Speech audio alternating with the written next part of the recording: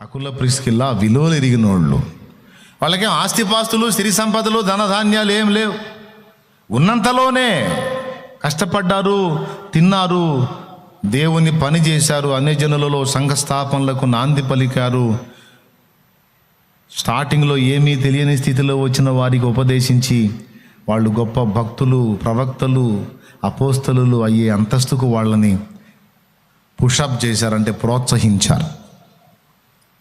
మళ్ళా వీళ్ళు డేరాలే కొడతారు. అందుకే ఈరోజు వాళ్ళ గురించి చెప్పాలని ప్రేరణ కలిగింది. దేవునికి స్తోత్రం కలుగును గాక. ఎందుకంటే కుటుంబములకు మాదిరి. మొట్టమొదటిది ఏం చెప్పానండి? భారము. దేవుని కుటుంబంలో అనేక కుటుంబములను చేర్చాలన్న భారం, ఆత్మలను రక్షించాలన్న భారము, నరకము నుండి ఆత్మలను కాపాడాలన్న భారము, సంపాదన కొరకైన భారము, లోకంలో భోగాల కొరకైన భారము కాదు, అసలైన భారము, అవసరమైన భారము, నశించిపోతున్న ఆత్మల కొరకైన భారం కలిగి ఉన్నారు. మొదటిది. రెండవది ఏమో భక్తులను గుర్తుపట్టే దృష్టి కలిగిన వారు, వివేచన కలిగిన వారు, ఎవరి కెపాసిటీ ఏంటి, ఎవరి మీద ఏర్పాటు ఉంది, ఎవరు దేవుని ప్రణాళికలో ఉన్నారు, ఎవరిని ఛార్జ్ చేస్తే దేవుని కొరకు వాడబడతారు అనే వాళ్ళని గుర్తుపట్టి వాళ్ళకి బోధించి, అవసరమైన వాటికి బోధించారు. పౌలు దగ్గరేమో బోధన నేర్చుకున్నారు, అపోల్లోకేమో బోధించారు, పౌలు దగ్గరేమో బోధింపబడ్డారు. అంటే నేర్చుకున్నటకు సిద్ధ మనసు కలిగి ఉన్నారు, నేర్పించడానికి కూడా సిద్ధ మనసు కలిగి ఉన్నారు. నేను నేర్చుకున్నాను సార్, నేను ప్రసంగీకుణ్ణి, ఇక నేను ఏ కాడికి మైకు తీసుకొని గీకటమే నా పని, ఇంక నేను వినను, నేను ప్రసంగీకుణ్ణి, నేను ప్రసంగ రక్కుణ్ణి. గీకుడు రక్కుడు కాదు. అవసరమైన దగ్గర ప్రసంగాలు చేయగలుగుతారు, అవసరమైనప్పుడు మోకాళ్ళుని ప్రార్థన చేసుకుని దేవా నాతో మాట్లాడయ్యా అని వినగలిగే వినమ్రత కలిగిన భక్తులు. స్తోత్రం చెప్పండి. అంతేకాని ఇక పీఠం ఎక్కి కూర్చొని నేను దిగనని మొరాయించే సోదోళ్ళు కాదు. భక్తులను గుర్తుపట్టి అవసరమైతే కొన్ని చెప్పగలరు, అవసరమైతే కొన్ని నేర్చుకోగలరు. ఫస్ట్ అయితే ఎవరి దగ్గర ఎలాంటి కృప ఉందో, ఎవరిని దేవుడు ఏ విధంగా ఏర్పరచుకున్నాడో ఆ స్పర్శ వాళ్ళకి తెలుసు. గుర్తుపట్టుట ఒకటైతే, నేర్చుకొనుట, నేర్పించుట ఒకటైతే, వాళ్ళ కోసం అవసరమైతే ప్రాణాలు ఇయటాన్ని కూడా తెగించేంత ధైర్యము కలిగిన వారు, ప్రాణాలు ఇవ్వడానికి సిద్ధపడ్డ వాళ్ళు. పౌలు అడిగితే వాళ్ళకి ఆస్తి ఉంటే ఎవరా, భూమి ఉంటే ఎవరా, పొలం ఉంటే ఎవరా, స్థలం ఉంటే ఎవరా, ఇస్తారా ఎవరా? ప్రాణాలను సైతము నా కొరకు ఇవ్వటానికి తెగించిరి. ఈరోజు చెప్తున్నాను నేను, అన్యజనుల ప్రాంతాల్లో మీరు ఉంటున్నారు, మీరున్న ప్రదేశాల్లో కొన్ని చోట్ల అసలు సంఘాలు లేవు, కొన్ని చోట్ల ఉన్న సిద్ధాంత విరుద్ధమైన బోధలు బోధించి ఏమాత్రం ఆత్మల రక్షణ భారం లేకుండా చప్పజల్లారిపోయిన సంఘాలు కొన్ని చోట్ల ఉన్నాయి. కొన్ని చోట్లేమో దర్శనం కోల్పోయిన సంఘాలు, కొన్ని చోట్ల సత్యం కోల్పోయిన సంఘాలు, కొన్ని చోట్ల సాక్ష్యం పోయిన సంఘాలు. మరి ఎట్లాగా? నువ్వు నడుం కట్టాలి కదా. సత్యము, సాక్ష్యము, ఆత్మల భారం అన్నిటినీ కలిగి ఉండే ఒక పరిచర్య అక్కడ ఏర్పడాలి. ముందు వచ్చిన సైనికులు ఓటమి బాట పట్టారు, బలహీన పడిపోయారు, నీరుగారిపోయారు, వారు కృంగిపోయి లొంగిపోయి రాజీ పడిపోయారు. అలాగే వదిలిపెడితే ఈ ప్రాంతం పరిస్థితి ఏంటి? నేనన్నా నడుం కట్టాలి, నేనన్నా దేవుని పనికి పూనుకోవాలి, నేనన్నా సహకారిగా మారాలి. ఒక అకుల ప్రిస్కిల్ల వలె నేను నా కుటుంబము దైవ సేవకు నడుం కట్టాలని నువ్వు ఎందుకు అనుకోవు? సరే, నువ్వు చేయలేదు, చేసేవాళ్ళకన్నా నువ్వు ఎందుకు సాయం చేయవు? నువ్వే ఆత్మీయతలో చిన్నవాడివా, చిన్నదానివా? ఆత్మీయతలో కాస్త చిన్న స్థితిలో ఉన్నాళ్ళు ఆ భౌతికమైన విషయాల మీద మనసు పెట్టుకొని వాటి కోసం వెంపర్లాడతారు. నువ్వు ఆత్మీయతలో ఒక అంతస్తుకు చేరావే. నీలో ఉన్నటువంటి అభిషేకము, తలాంతు, క్వాలిటీ, టాలెంట్ చూస్తే ఒక దైవజనుడికి, దైవజనురాలకు తగినంత ఉందే. కాలమును బట్టి చూస్తే, నీలో ఉన్న తీవ్రతను బట్టి చూస్తే బోధకుడికి, బోధకురాలికి తగినంత కొలత ఉందే నీకు. ఇంకా ఎందుకని నువ్వు బాధ్యత గుర్తించవు? ఎందుకని నువ్వు భారం కలిగి ఉండవు? ఎందుకని నడుంగట్టవు అన్నది నా ప్రశ్న. కాలమెల్లా గడిచిపోతుంది. ఇంకెంతకాలం లోక బతుకు, ఎంతకాలం లోక నటన? కాలమెల్ల గడిచిపోయే, చాలు నింక లోక బ్రతుకు అని ఆయన పాడుకున్నాడు. నువ్వు అది కూడా పాడట్లా. కాలం అంతా కరగదీసి ఆడబెట్టేసుకుంటున్నావు. చివరికి ఏం మిగిలిద్ది నీకు? ఒకసారి ఆలోచించండి బిడ్డలారా. ఆత్మీయతలో పసిపిల్లలకు చెప్పట్లా నేను. ఆత్మీయతలో పసిపిల్లల మైండ్ అంతా కూడా కూటానికి వచ్చి కూర్చున్నా కూడా నా అప్పు ఎప్పుడు తీరిద్దో, నా సమస్య ఎప్పుడు పోయిద్దో, నాకు ఉద్యోగం వచ్చిద్దో రాదో, నాకు పెళ్ళి అయిద్దో కాదో, పిల్ల పుట్టిద్దో పుట్టదో, ఈ టైప్ ఆఫ్ మైండ్లో ఉన్న వాళ్ళంతా పసిపాపలు. వాళ్ళ మైండ్ అంతా కూడా భౌతిక ప్రయోజనాల కోసం ఆధారం చేసుకొని దేవుణ్ణి సేవిస్తూ ఉంటారు. వీళ్ళంతా పసికందులు. కానీ నువ్వు పసికందువు కాదే. ఏది ప్రాముఖ్యమైనదో, ఏది శ్రేష్టమైనదో, ఏది అవసరమైనదో దేనికోసం పాటుపడాలో ఎరిగిన దానివి కదా నువ్వు, ఎరిగిన వాడివి కదా నువ్వు. నువ్వెందుకు నడుంగట్టావు? నువ్వెందుకు సాహసం చెయ్యవు? నువ్వెందుకు దేవుని పనికి పూనుకోవు? అంటే అన్నయ్య నాకేం ట్రైనింగ్ లేదన్నయ్య. ట్రైనింగు తమరి బొందా. ఏం ట్రైనింగ్ అమ్మా? నాకు అర్థం కాదు. నువ్వెందుకు యేసు ప్రభుని గుర్తెరిగావో నీకు తెలుసు కదా. యేసులో ఉన్నదేందో, గతంలో నువ్వు సేవించిన వాటిలో లేనిదేంటో నీకు అర్థమైంది కదా. యేసుని గురించి ప్రకటించడం నీకు తెలుసు కదా. ఎలా ఉండాలో, ఎలా ఉండకూడదో నీకు తెలుసు కదా. నీతి నియమాలు నీకు తెలుసు కదా. ఇన్నాళ్ళు ప్రసంగాలు విన్నావు కదా. మరి ఇన్ని సంవత్సరాలు దేవుని మందిరంలో కూర్చొని నువ్వు విన్నదేంది? ట్రైనింగ్ కాదా? వెర్రిమొహమా? మరి ట్రైనింగ్ కాకపోతే ఎందుకు వచ్చావు? బైబుల్ తీసుకొని సరదాగా టైం పాస్ చేయడానికి వచ్చావా? మరి ఇన్నాళ్ళు నువ్వు విన్నదేంది? నువ్వు పొందింది ఏంది? ఇంకా ట్రైనింగ్ ఏంది? ఆత్మ కృపావరాల గురించి నీకు తెలుసు, దైవిక ప్రేమ గురించి నీకు తెలుసు, క్రీస్తు త్యాగం గురించి నీకు తెలుసు, దైవ త్రిత్వాన్ని గురించి నీకు తెలుసు, విశ్వాసాన్ని గురించి నీకు తెలుసు, మారు మనసును గురించి నీకు తెలుసు, మృతుల పునరుద్ధానాన్ని గురించి నీకు తెలుసు, నిత్యమైన తీర్పును గురించి నీకు తెలుసు, పరిశుద్ధాత్మ అభిషేకాన్ని గురించి నీకు తెలుసు, ఆత్మయందలి బలాన్ని గురించి నీకు తెలుసు, యేసు దేవత్వం గురించి నీకు తెలుసు, యేసు మానవత్వాన్ని గురించి నీకు తెలుసు, సాతాను పుట్టుపూర్వోత్తరాలు నీకు తెలుసు, దుష్టుని కార్యకలాపాలు నీకు తెలుసు, వాడి కదలికలు నీకు తెలుసు, వాడి ఎత్తుగడలు నీకు తెలుసు, వాటిని ఎలా చిత్తు చేయాలో నీకు తెలుసు, పరిశుద్ధ జీవితపు విలువను నీకు తెలుసు. ఇన్ని సంవత్సరాలు మరి ఏమి విన్నావు చర్చిల్లో కూర్చొని? హస్త నిక్షేపణం అంటే ఏంటో నీకు తెలుసు. సత్య విషయమైన రోషం అంటే ఏంటో నీకు తెలుసు. అపోస్తలులకు దేవుడు అప్పగించినటువంటి బోధ ఏమిటో నీకు తెలుసు. దానికోసం పోరాడాలో లేదో కూడా నీకు తెలుసు. ఆత్మలను రక్షించడానికి ఏ విధమైన రీతిలో అడుగులు వేయాలో నీకు తెలుసు. అన్యజనులు హట్ కాకుండా వారికి ఎలాగా దైవిక ప్రేమ కలిగి సత్యం చెప్పాలో నీకు తెలుసు. అన్ని నేర్పించాను కదా సంవత్సరాలుగా. ఆన్లైన్లో వినేవాళ్ళు, ఇక్కడ కూర్చున్నోళ్ళు ఆన్లైన్లో వినేవాళ్ళు ఇప్పటి నుంచి వింటున్నారా? ఆన్లైన్ ఎప్పటి నుంచి స్టార్ట్ అయింది? 2020 నుంచి స్టార్ట్ అయింది. 2020 మార్చే కదా నాయన? అయ్యా మార్చే 22 కదా. ఇవాళ తారీఖు ఎంత? ఖచ్చితంగా ఇంకా 2 రోజులకి. ఎన్ని సంవత్సరాలు అయినట్టు? 5-6 సంవత్సరాలు అవుతుందే. ఆన్లైన్లో వినేవాళ్ళు సైతం వాళ్ళేమన్నా ఎరగనోళ్ళ? నన్ను అనుసరించేవాళ్ళు ఈ ఒక్కటే కాదే, ఎన్నో అంశాలు విన్నారు, ఎన్నో ఉపదేశాలు విన్నారే. వందలాది వేలాది ఉపదేశాలు అందులో నిండిపోయి ఉన్నాయి కదా. 6 సంవత్సరాలుగా ఉపదేశం విన్నారు, 5-6 సంవత్సరాలుగా వింటా ఉన్నారు. ఇంతవరకు అతి గతి లేదు. సేవ ఎందుకు చేయమంటే ట్రైనింగ్ చేయలేదన్నయ్య. నీ ట్రైనింగ్ జగలయ్యా. మరి ఇన్ని సంవత్సరాలు నువ్వు చేసింది ఏంది? ఇన్ని సంవత్సరాలు నువ్వు విన్నదేంది?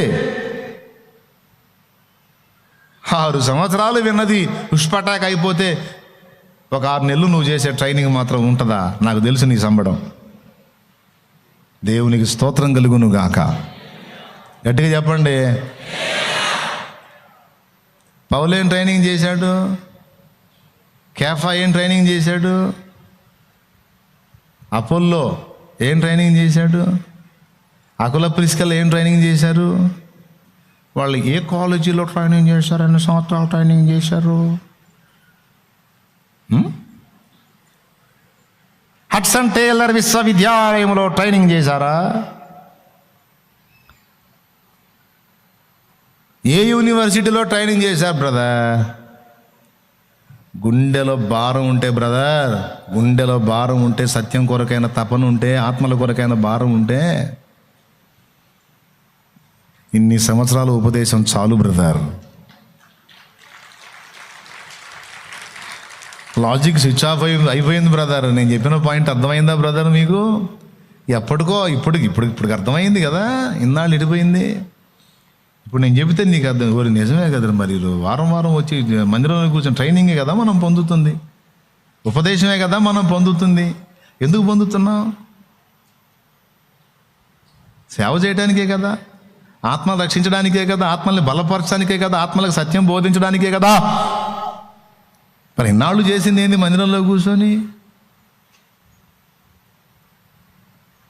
నేను అందుకే ఎన్నోసార్లు చెప్పే, వాక్యం చెప్పేటప్పుడు జాగ్రత్తగా వినండి, వినండి, వినండి, వినండి, వినండి, వినండి.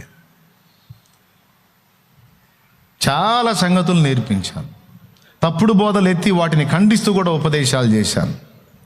సత్యం గురించి మీకు ఎన్నోసార్లు బోధించాను. ఏమండి? ఒక పక్క నేర్చుకుంటూనే మరో పక్క నేర్పించే ప్రక్రియ అకుల ప్రిస్కిల్లా చేశారు. నువ్వు నడుంగట్టావా? ఇన్ని సంవత్సరాలు విన్నావు. అది ఇన్ని సంవత్సరాలు విన్నా కూడా ఇంకా నువ్వు ఆ శరీర సంబంధమైన వాటి కోసమే ప్రభువుని వెంబడిస్తే ఎంత చండాలం. నువ్వు నాకు చెప్పు ఒక మాట. శరీరాన్ని ఇచ్చిన దేవుడు శరీర సంబంధమైన అవసరాలు తీర్చడానికి హెల్ప్ చేస్తాడా లేదా? చేస్తాడా లేదా? అంత మాత్రం విశ్వాసం లేదా నీకు? లేదా? మరి దృష్టి ఎటు పెడతాను? నాకు ఇంకా పిల్లబొట్టు లేదు, నాకు ఇంకా పెళ్లి కాలేదు, నాకు ఇంకా అప్పు తీరలేదు.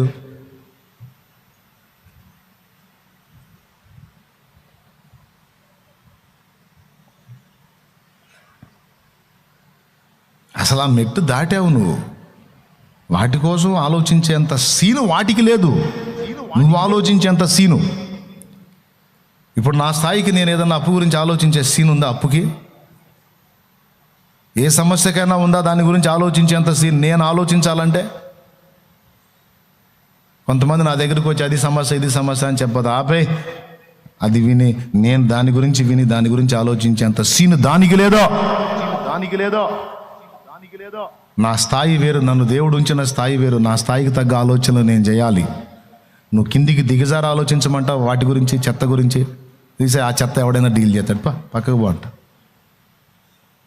ఏమన్నా అర్థమైందా నేను చెప్పేది? ఎంతమందికి అర్థమైంది? మరి నువ్వు ఏ స్థాయిలో ఉన్నావు? అల్పమైన వాటి కోసం ఇంకా జుట్టు బీక్కునే స్థాయిలో ఉన్నావు. అట్టయితే పసిపాపవు నువ్వు. సంవత్సరాల క్రితం నుంచి నువ్వు ఉపదేశం వింటున్నప్పటికీ నువ్వు లోపలికి తీసుకోలేదు, అంత పైనే ఉన్నావు. ఒక పసిపాపవి నువ్వు. కొరింథీ సంఘ విశ్వాసుల టైపు నువ్వు. క్రీస్తు యేసునందు పసిబిడ్డలే అని, ప్రకృతి సంబంధులైన మనుషులే అని మీతో మాట్లాడాల్సి వచ్చిందన్న. నేను అడుగుతున్నాను, అకుల ప్రిస్కిల్లా జీవితాన్ని చూపించి మిమ్మల్ని అడుగుతున్నా, నువ్వు ఎందుకు చేయవు దేవుని పని? లేదా చేసే పనికి నువ్వు ఎందుకు సహకరించావు? ఏమన్నాడు ఇక్కడ? తమ ఇంటనున్న సంఘమునకు వందనములు అన్నాడు. మూలవాక్యంలో ఏం చదివావు నువ్వు? చూడు. రోమాపత్రిక 16వ అధ్యాయం 3వ వచనం. క్రీస్తు యేసునందు నా జత పని వారైన ప్రిస్కిల్లకును అకులకును నా వందనములు చెప్పుడి. వారు నా ప్రాణము కొరకు తమ ప్రాణములను ఇచ్చుటకైనను తెగించిరి, మరియు వారి ఇంట ఉన్న సంఘమునకును వందనములు చెప్పుడి. అద్దుకో, ఎక్కడుంది సంఘం? వారి ఇంటనున్న సంఘమునకు వందనములు చెప్పుడి అన్నాడు. ఎక్కడుందా? అకుల ప్రిస్కిల్ల ఇంట్లో సంఘం ఉందంట. ఇంట్లో సంఘం పెట్టి బయటికి డేరాలు కొడుతున్నారు వాళ్ళు. చూడు, కష్టపడుకుంటానే అవసరమైనప్పుడు ఆ డేరాలు గుట్టే పని కూడా వదిలిపెట్టి పూర్తిగా సంఘం మీదకి వెళ్ళిపోతారు.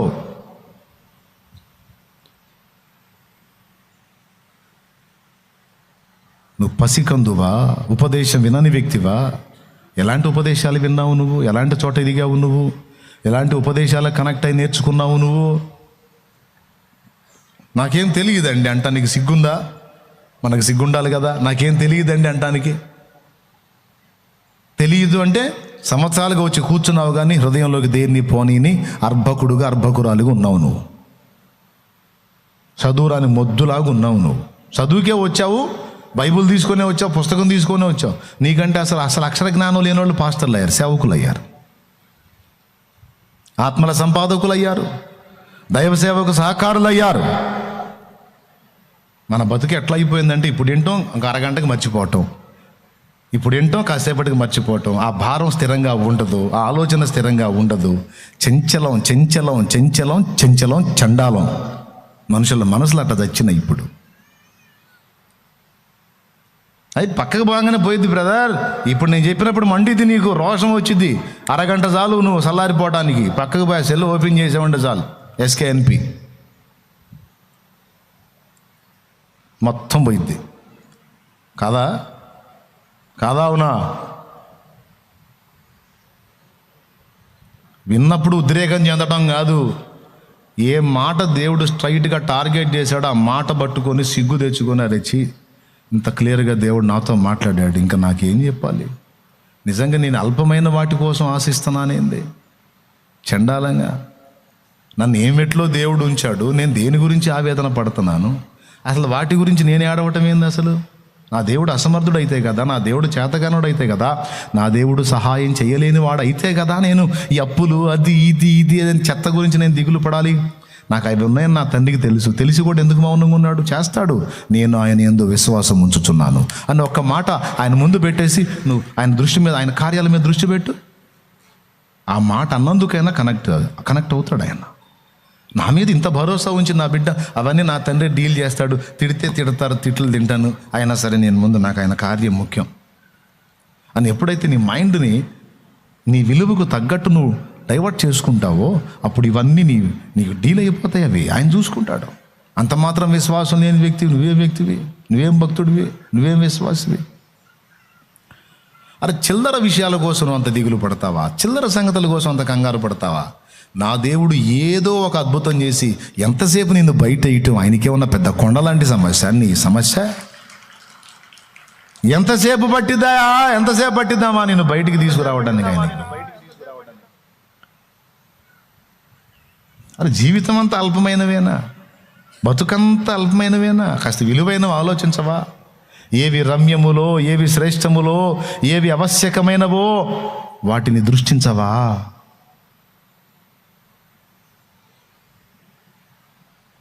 కనీసం ప్రార్థన చేయి, నాకు తెలివి దయచేయ. మరీ సోది మైండ్ అయిపోయింది నాది, మరీ మొద్దు మైండ్ అయిపోయింది. మొద్దును అని దేవదాసాయి గారు పాడినట్టు అట్టన్నా పాడుకో.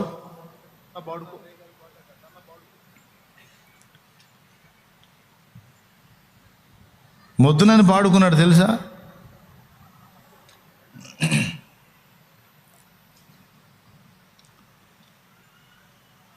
కొద్ది నరుడను ఉందా మాట? దిద్దినను నీ యొద్ద చేర్చుము నాయన, నీ యొద్ద చేర్చి బుద్ధి చెప్పుము మొద్దునై తిని నాయనా. ఏమి నమ్ముకున్నా 1-2 సంవత్సరాలే ఈ భౌతికమైన వాటి కోసం ప్రార్థించా, వేదన పడ్డా. తర్వాత దేవుడు దర్శించి మనోనేత్రాలు వెలిగించి పూర్తిగా తేటపరిచిన తర్వాత అప్పులు తిప్పలు బాధలు సమస్యలు నిందలు అవమానాలు వీటి గురించి నేను ఆలోచించేంత సీను వాటికి లేదు. షాలేము రాజు అనేవాడు ఒకడు ఆలోచించాలంటే వాడు ఏ సమస్య గురించి ఆలోచించాడో ఆ సమస్యకి ఆ కెపాసిటీ ఉండాలి. ప్రతి చెత్త కోసం షాలేము రాజు ఆలోచించడం ఏంటి? ఇచ్చి కాకపోతే అనేది నా ఫీలింగ్. మరి నీ సంగతే? అరే గోరంత దానికి ఏమండి పావుల బిళ్ళ అంత దానికి, 10 పైసలు అంత దానికి, ప్రతి దానికి ఎప్పుడు ఎదుగుతావు? పోనీ దేవుని ముందని నాకు తెలివి లేదని ఒప్పుకొని ప్రార్థన చేసుకో. దేవుడన్న నీ మనోనేత్రాలు వెలిగించి ఏవి శ్రేష్టమైనవి అవి నీ దృష్టికి తీసుకొస్తాడు. అందుకోసం పరిగెత్తుతూ. కానీ చిన్నపిల్లల బతుకంతా తగలేవాకు. ఆత్మీయ పరిపక్వత లేని అంధకార సంబంధిలాగా అట్టడుగున బడి ఉండవాకు. నువ్వు సిద్ధపడు. అకుల ప్రిస్కిల్లలాగా నువ్వు నీ ఫ్యామిలీ దేవుని పని చేయాలి. లేదా జరుగుతున్న దేవుని పని చేసే భక్తులు, అపోల్లో, పౌలు లాంటి వాళ్ళు ఎవరైనా నీకు అందుబాటులోకి వస్తే వాళ్ళ కోసం నీ కలిగినది త్యాగం చేసైనా సరే దేవుని పని నిలబెట్టడానికి నడుం కట్టాలి. ఎన్నిసార్లు చెప్పా, నీకు దేవుడు 4 స్థలాలు ఇచ్చాడు. యథార్థ హృదయంతో ఒకటి కేటాయించు దేవుని కొరకు. అవసరమై అక్కడ దేవుని మందిరం కట్టాతైతే, సంఘం కట్టాతైతే ఆ ల్యాండే, లేకపోతే దాన్ని అమ్మి పడేసి ఎక్కడ ఇంకో చోట తీసుకొని ఇవ్వు. అకుల ప్రిస్కిల్లాలు నా నిమిత్తమ తమ ప్రాణమైనా పెట్టడానికి ఇష్టపడ్డారు. దైవజనుడి నిమిత్తం నిన్ను ప్రాణం పెట్టమంటల్లా. వాళ్ళైతే దైవజనుడి కోసం ప్రాణం పెట్టడానికి ఇష్టపడ్డా. నేను దేవుని కోసం నీ కలిగింది త్యాగం చేయమంటున్నా. నీకు దేవుడు ఏదన్నా ఇచ్చుంటే అందులో ఒకటి దేవుని కొరకు కేటాయించు. అన్నా ఇదిగో, ఆత్మీయుడైన వాడిని ఒకని పంపు, సేవకు నేను సహకారిగా ఉంటాను. అకుల ప్రిస్కిల్లలాగా అపోల్లోకి, పౌలుకి ఎలాగైతే వారు సహకారులుగా ఉన్నారో నేను అలా ఉంటానన్నా. పంపన్నా, నా ప్రాంతము పాడైపోతుంది. నా వంతు నేను నిలబడతాను. నమ్మకమైన దైవ జనును ఒకని పంపు, నేను చేస్తాను దేవుని పని, సహకరిస్తాను. అంటే దేవుని కొరకు త్యాగం చేయటం, దేవుని కొరకు ఒకటి ఇవ్వటం, దేవుని కొరకు దాతృత్వంతో పిడికిలి విప్పటం వ్యర్థమని మీరు అనుకొనుచున్నారా? ఎంత విశ్వాసులండి! అంటే దేవుని కొరకు ఒకదాన్ని త్యాగం చేసి అంతటితో లైఫ్ పోతుందని అనుకుంటున్నారా? మీరు అవిశ్వాసులు గాక విశ్వాసులా? ఓబేదేదోము ఇంట యెహోవా మందసము ఉండిన దినము మొదలుకొని యెహోవా ఓబేదేదోము ఇంటిని ఆశీర్వదించుచు వచ్చనను మాట దావీదు వినే.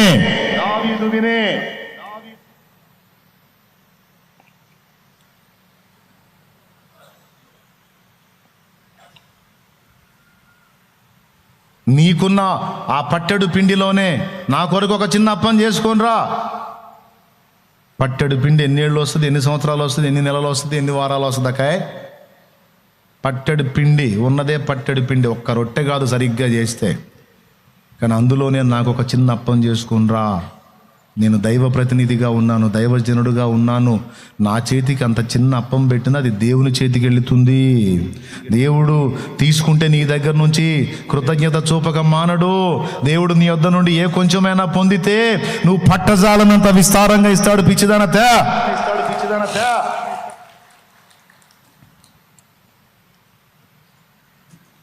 అందులో నుంచి తీసుకొచ్చి ఇచ్చింది, దైవజనుడికి ఇచ్చింది. నా సేవకుడికి పెట్టావు ఓ అని ఆ పట్టెడు పిండి అది ఎంత తీసి ఎన్ని రొట్టెలు చేసినా తరగట్ల. ఆ బుడ్డిలో కొంచెం నువ్వు ఎన్నిసార్లు ఎన్ని రొట్టెలకు పోసినా తరగట్ల. పట్టెడు పిండి 3.5 ఏళ్ళు వస్తుందంటాయా? కనీసం 3 ఏళ్ళు వచ్చిద్దా పట్టెడు పిండి? ఎవరు చూపించారో కృతజ్ఞత తెలుసా? దేవుడు చూపించాడు.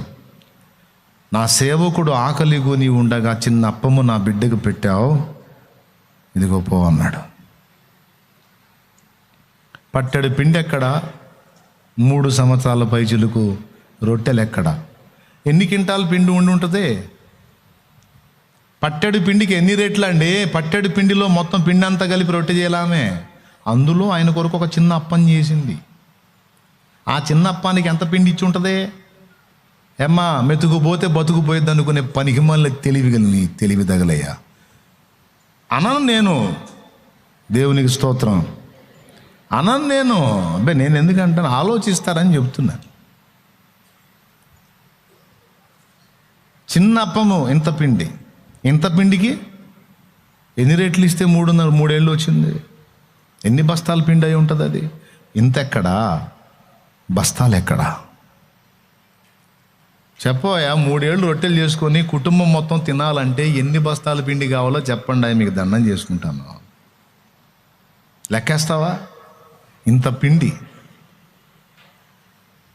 అంటే పట్టజాలనంత. ఒప్పుకున్నారా? జస్ట్ ఇంట్లో మందసం పెట్టినందుకు ఆ ఇల్లు ఆశీర్వదించబడటం మొదలైంది. పట్టెడు పిండిలో ఒక చిన్న అప్పం చేసుకొచ్చినందుకు బస్తాలు బస్తాల పిండి ఆ ఇంటి ఉన్నట్టుగా కార్యం 3 ఏళ్ళు పై చిలుకు బ్రతికారు.